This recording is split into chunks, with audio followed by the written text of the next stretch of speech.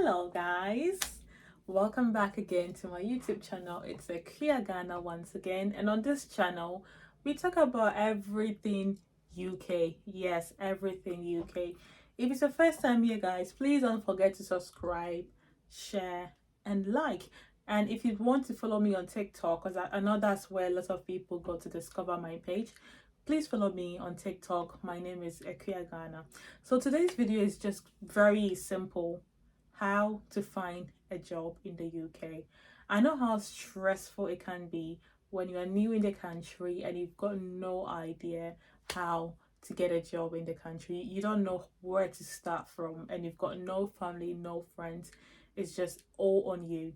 So without not wasting much time, let's just talk about jobs in the UK. First of all, there are so many kinds of jobs in the UK. So many. You can work in the health industry, which is like nursing, care jobs, etc. They have warehouse, they have retail, where you could be a customer service assistant. Did you even know you can be a customer service assistant based at home? So it's more like a remote customer service assistant where your job is done remotely. So you talk to customers on the phone instead of going into the shop to work as a customer service assistant. So there are so many types of jobs, and there are some people that come into the UK with a skilled worker visa and they need more hours, like 20 hours in the health industry, to get more money. I mean, who doesn't like more money? So one thing you also need to know is there are different contracts. So for example, let's say we have like permanent. So if you're looking for a job, this is something you should look out for. We have like a fixed term contract. So let's say, for example, a fixed term contract means the job is for 1 month, 2 months, or there is a fixed period, okay? And we also have a permanent job where the job is permanent until whatever happens, you leave, or something happens, they sack you, or something happens. Yeah. And we have an agency work, and I don't like agency works, because what happens is with the agency, there is no certainty. It's like you don't even know what's gonna happen tomorrow. You don't even know if you are going to work tomorrow or not. It's just like, I don't know, it's very different compared to when you are on the contract. You have a contract that states, for example, you'll be working 40 hours at this location, blah blah blah. So if you can't work that 40 hours because they haven't got the hours, then they still have to pay you that, according to your contract. But with agency, it's very different. Like, they don't give you any sick pay. It's more or less like they pay you what you've done. So you go in for the shift and they pay you for holiday, of course, but then again, it still depends on the agency. So these are some of the things you really need to be careful when you're applying for a job. Like, watch out for these things. Is it an agency? Is it permanent? Is it part-time? Is it a fixed contract, or what type of contract is that? So let's talk about where you can find jobs in the UK. The biggest one that everybody knows is Indeed. Indeed is one of the biggest platforms. You can easily find a job. It is very easy. I cannot stress enough how easy it is to find a job on Indeed. But it depends on the type of job you want, and it depends on what you are doing, because some people just, they send numerous applications thinking, oh well, I don't even care. You have to put in the effort. If you're applying for a job in the UK, please just put in the effort. It's better quality over quantity. It's best to apply for just like 10 jobs knowing you've done it properly, than to apply to 100 jobs just doing them anyhow. It just doesn't make sense, because then what happens is you get a lot of, unfortunately, application, we couldn't take it forward or something like that. So Indeed is one of the platforms. And then there is LinkedIn as well. And with LinkedIn, it depends, as I say, it depends on the type of job you're looking for. If you're looking for a more professional job, then LinkedIn is also very good, because with LinkedIn you are able to apply to the job advert directly. So it's much, I think LinkedIn is simpler compared to Indeed. But overall, Indeed is one of the biggest platform to find a job. So for example, let's say you are new in the country, you want to apply for a job, and you've chosen to go to use Indeed to apply for your job. So first and first, okay, you want to apply to Indeed. You want a full-time job. Let's say you want a care job or a customer service job. You know, you've gathered all this information. The next step is your CV. I cannot stress enough how important a CV is. Your CV, it's so important. And make sure, I'll make a separate, guys, let me know if you want me to make a separate video on CVs and stuff, you know, like tips on how to write your CV to see any kind of job in the UK. But make sure you keep your CV relevant to the job description, because one time I was going through somebody's CV. They were actually a student they are a student in the UK, and then they were like, oh, they can't get a job, you know, they only get, unfortunately, blah blah blah blah blah. And I said to the person, okay, have you got a CV? And he goes like, yeah, I've got a CV. I'm like, okay, let me go through your CV with you. And believe in me, we went through the CV and there were so many errors. You know, there were so many errors. It was just, the CV was like, for how many pages? 6 pages, I can't remember. But try and keep your CV as short as possible.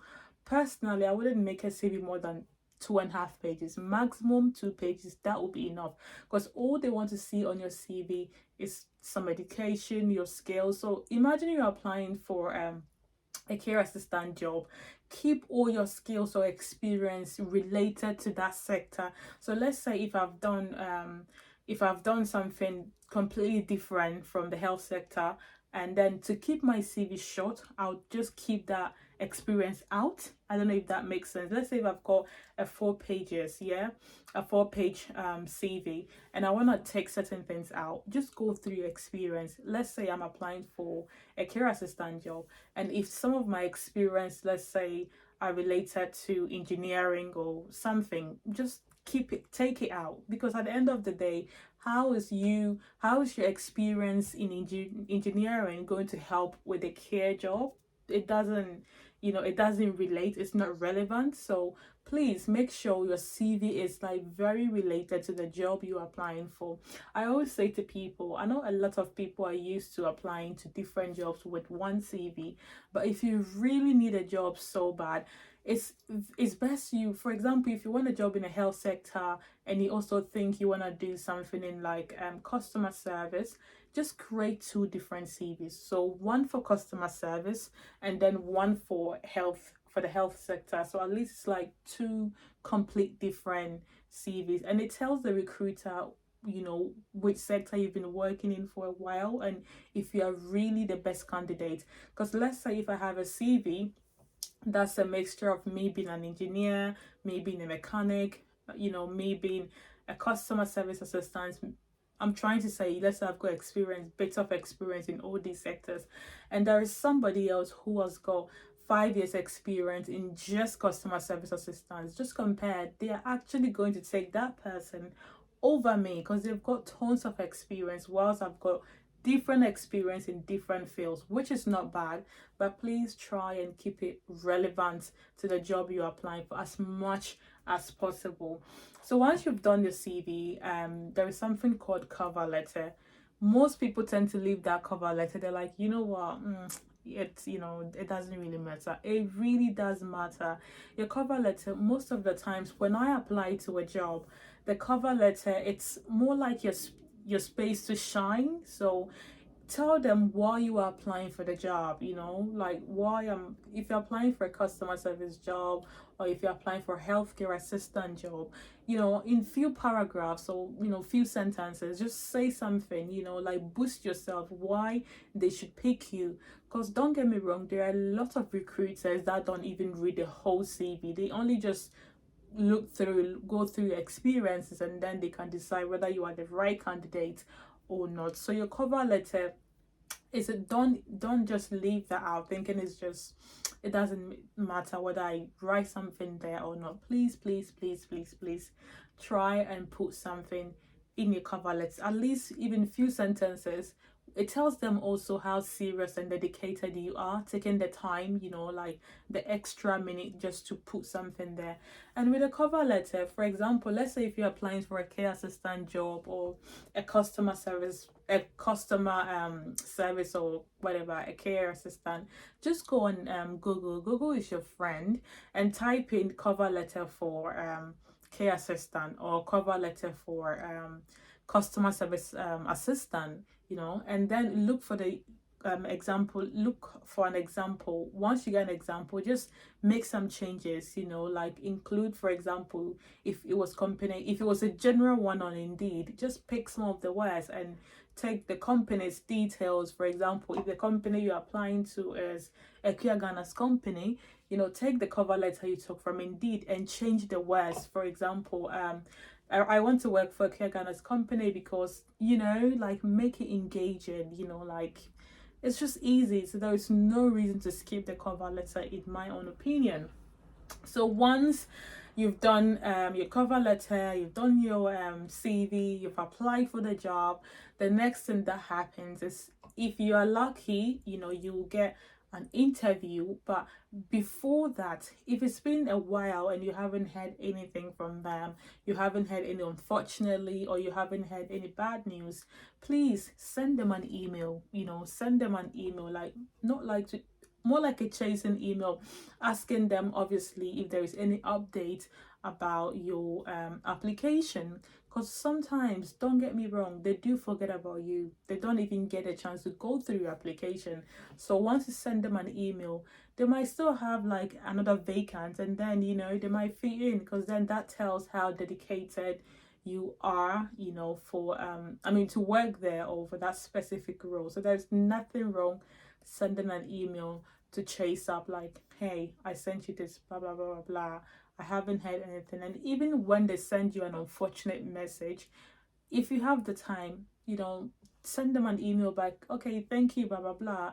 And you can ask them, they can be kind enough and tell you the reasons why you were not qualified for that role.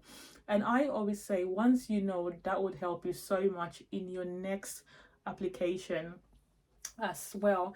And for most of the website, or for most of the application portal, like for Indeed, once you apply for a job, you can also save your CV there, and that makes it so much easy. It makes it so much easier, to apply to numerous jobs. So once you apply on Indeed, make sure you save. I think you'd have to save your CV. It's not even an option. Yeah, but if it is an option, make sure you save, like the job. You save your CV on the application portal on Indeed, so it's like easy next time when you want. And I think you can save your cover letter as well on Indeed for the next application as well. So these are some of the most important tips that I think that hinders people from getting a job in the UK. Like, it's just like little tips. I'll just make a video on CV, because I think that's like extremely important, and with a CV as well, as I said, it's extremely, make sure your pages, it's no longer than 2 pages. Just make sure it's no longer than 2 pages, because think about you yourself going through a lot of applications, and you're having to go through like 4 pages for one person. Come on, they don't even read it. They just see it and go like, what, this person is not serious. And as always, there is nothing wrong with starting from the bottom and scaling up, because I know some people don't really like doing certain type of jobs. They go like, oh, this job is below me, which I completely understand. But sometimes if you're new in the country, you really have to start somewhere, no matter the amount of experience you have. So don't be afraid to start from the bottom and then gain some experience, as I always say, and then you can scale up to a different position, gain more experience, and scale up to a higher position. That's how I think it works in the UK. I wish you guys good luck. If you're applying for a job in the UK, you have any questions, you are free to leave a comment down below, or you can send me a direct message on TikTok. My name is Equia Ghana. Please don't forget to like, share, and subscribe, and let me know if you want me to give some more tips on how to update your CV to make sure like it's accurate for most jobs you apply. But most importantly, make sure your CV is relevant to the job you're applying for. Thank you guys so much for sticking through with me through this video, and I'll see you on my next video. Bye.